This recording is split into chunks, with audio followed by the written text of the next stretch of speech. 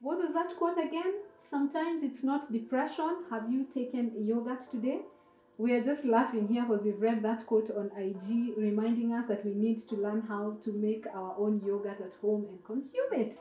So in this video, I'm going to teach you how I make my yogurt thick and also how I make my Greek yogurt. Hi guys, this is Irene and this is Hairy Lifestyle. Here we are all about a healthy, wholesome lifestyle that is simple and affordable. And today I want to just teach you how I make Greek yogurt. But before we get to the part of making Greek yogurt, I want to talk about a few tips and tricks here and there to ensure that your yogurt is thick when you make it at home. That is one thing that everybody I've met asks me. People who make their own yogurt, they find that they don't get their yogurt to be as thick and as luscious as store-bought yogurt, and so they really just shy away from making their yogurt at home. Let's take a look first of all at the different kinds of milk that you can use to make your yogurt. You can use raw milk. Raw milk is milk that is straight from the cow. It hasn't been pasteurized, maybe just boiled lightly, so you can use raw milk. You can also use the milk that you buy in the supermarket, famously known as milk ATMs, where you go and it's pimoued. You go with a container and they measure how much of the milk you want. That milk is actually pasteurized. You can also use normal packet milk, the one that usually has a lifespan of about 3-4 days. That's the third milk. Then fourth milk you can use is long life milk, the shelf stable milk. We have a lot of that milk these days in our supermarkets. It usually can last up to 120 days without spoiling. You only need to refrigerate it once you open it. And the last kind of milk you can use is UHT milk. UHT means ultra heat treated milk. So those are 5 milks. I know there are people who use milk powder. I don't have any experience in using milk powder. So if you look at the cost of those milks, from raw milk all the way down, it gets more expensive as you come down that list. Cow milk, if you have a farmer near you, you'll probably buy it at probably about 60 shillings to 70 shillings per liter. The milk ATMs, we buy that milk at about the same rate. Then normal milk about 50 shillings, 45 to 50 shillings.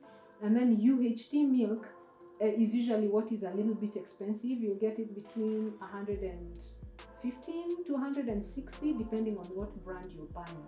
Now, in my experience, I have found that UHT milk is what gives me the thickest yogurt.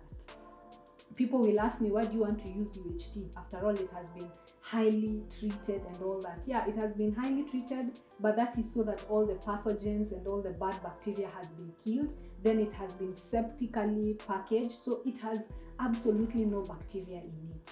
When I use that milk, my yogurt culture is able to work on the milk without any interference from any other bacteria or any other pathogens in the milk. UHT milk, which is ultra heat treated, is what has given me the thickest yogurt without me having to add any thickeners or any preservatives. So those are the 5 milks that you can use. Choose the milk that you want and use it. You can experiment. Guys, life is all about experimenting. Experiment with all these kinds of milk and see which one gives you the results that you're looking for. If you're a purist and you don't want milk that has been interfered by anything, I'm sure you'll want to get, raw milk that is straight from the cow. But as you're getting raw milk in Kenya, make sure you know the farmer and make sure that milk is safe to use, because sometimes this milk has funny things that are added to it to increase the shelf life of the milk. So if you're getting raw milk, take a precaution and make sure you're getting it from the right person. Use any other of those milks. For me, for thick yogurt, UHT milk is the way to go.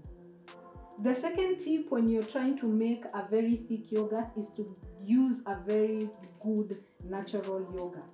I usually have never gone wrong using bio plain yogurt. I usually use plain. I don't take the one that is sweetened or flavored in any way. It has live culture. If you read, it will say right there on the ingredients that it's just milk and live culture. I've also found a lot of success using this Greek yogurt. It's called Lucky Lucky Greek yogurt. It's also natural. and it only has milk and the live culture. These two have given me the best yogurt so far. So when you're choosing your culture, make sure that you choose high quality yogurts for you to get a thick yogurt. You can also buy culture online. I think that will also be a very good way for you to get a thick yogurt. The third tip when it comes to making yogurt is when your yogurt is ready and you get it out of whatever you're using. In the other video you saw we used the Moto Zero oven, the fireless oven, to make our yogurt. And when you remove it from there, don't stir your yogurt. I've found a lot of people at this point, they say my yogurt is now ready, you stir it and you start consuming it. That's not what you need to do. Ensure that you take your yogurt and put it in the fridge and let it cool down completely. Let it stay in the fridge for another 3-4 hours. That will ensure that your yogurt thickens even more. This is some yogurt I made and it has already been in the fridge. It's very cool and it's very, very thick. Now, something I forgot to mention, when you're adding your culture to your milk, when you're making yogurt, make sure that your culture is at room temperature. When it's at room temperature, the live culture in it will be active and will be able to propagate very well in your milk. Make sure you remove it from the fridge and allow it to come to room temperature. Another thing I've seen online, people say if you use like aluminium, it will affect your yogurt. What I'm using here is stainless steel. You can also use plastic or glass. And when you're using a spoon to add everything and to stir up your yogurt, ensure that you use something that is plastic. So this yogurt is ready. And as you can see, it's pretty thick. You see that? But you can also see a little bit of the liquid in it. Let's see if it will pass our first test of thick yogurt. I'll stick this spoon inside it and let's see if this spoon is able to hold up. In my previous video, I showed you how to make yogurt, so I'm not going to go through the entire process of making yogurt. You can just visit my YouTube channel. You can go to that video. I'm going to link it down below and see how we make yogurt. Basically, all we did is we took our milk, we heated our milk. If you're just using normal pasteurized milk, you need to boil it. Because I was using UHT milk, I didn't have to boil it. I just allowed it to come to temperature. The temperature that you're looking for is 110 to 115 degrees Fahrenheit. That's about 43 to 46 degrees centigrade or Celsius. That's the temperature we're looking for. If you want to use a thermometer to get that temperature, then you can do that. After that, we added our live culture and we added some essence. I used different essences, different flavoring. You can use different flavoring for your yogurt if you want vanilla, whatever it is. I mixed it in, then I put it in my containers and then I put it in the fireless cooker. After my yogurt was ready, I put it in the fridge as I have explained, and here we are. It's now ready. As you can see, the spoon is holding up pretty well.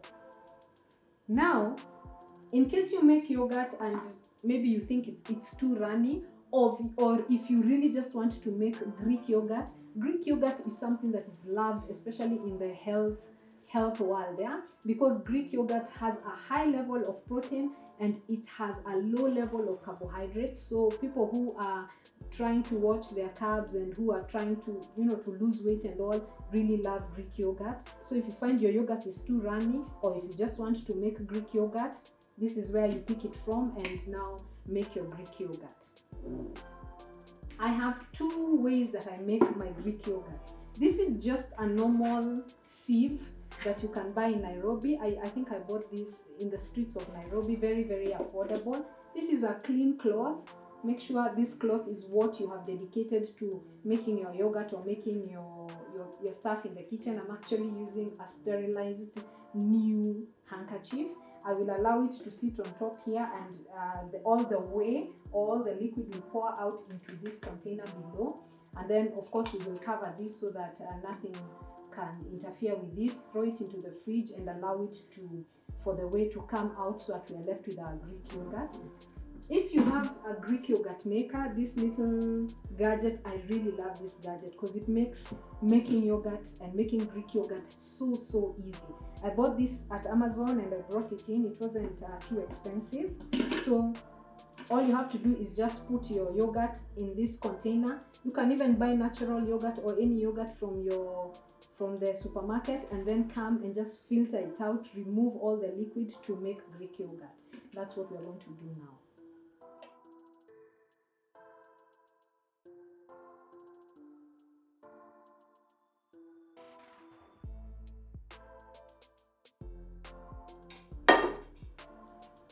So that is it. We're now going to just cover our yogurt maker, our Greek yogurt maker, and allow all this liquid to filter out. As you can see, the liquid is already coming out, filtering out. If you don't have this, then that's what you would have done in using a sieve that has been lined with a clean, sterile piece of cloth. I'm now going to put this in my fridge and let it sit for as long as I need it to sit, maybe 2-3 hours, and see how thick.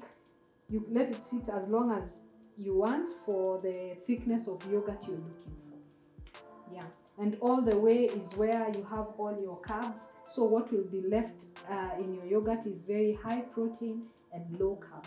Very good for you who is on a healthy journey. And guys, our Greek yogurt is doing very well. Can you see the amount of whey that has collected at the bottom of this container? Whew. Sometimes you don't realize how much whey is in yogurt until you strain it.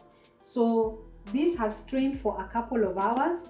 If you want to let it strain for more time, it's up to you. It depends on how much you want it to strain, how thick you want it to become. That's up to you. Decide what level works best for you. I will let mine reach here, and I'm going to just scoop it and put it in another container ready to eat. This thing is luscious. It's great if you want to use Greek yogurt to make a salad dressing. This is very good to use to make dips and all that. You can also consume it now, add some fruits, add some sweetener of choice, and this is just amazing. It's luscious. It looks so thick. I wish you could see how thick it is. That's how thick it is right now. Now, the way that we have collected at the bottom, it's still something very useful. You can Google, you can go to YouTube, and you will find various ways to use your whey. You can still drink it. You can use it to boil cereals. Some people even use it to make some carbonated drink, what we call whey soda. It's still something good. You can give it to your pets. You can pour it over your flowers and over your plants. You just don't want to waste it. There are many things you can do with it. I'll probably give it to my dog. I don't know if he'll enjoy it, or pour it over my plants. So this is our Greek yogurt. That's how easy it is to make yogurt. If you're struggling and your yogurt is too wet and too light, this is another way to get yourself some heavy yogurt. Remove all the whey. This is where all the carbs are and all the lactose. If you're lactose intolerant, Greek yogurt will be much more easier for you to digest because all of it is down here. If you want it low carb, you want it high protein, this is the way to go. Yeah.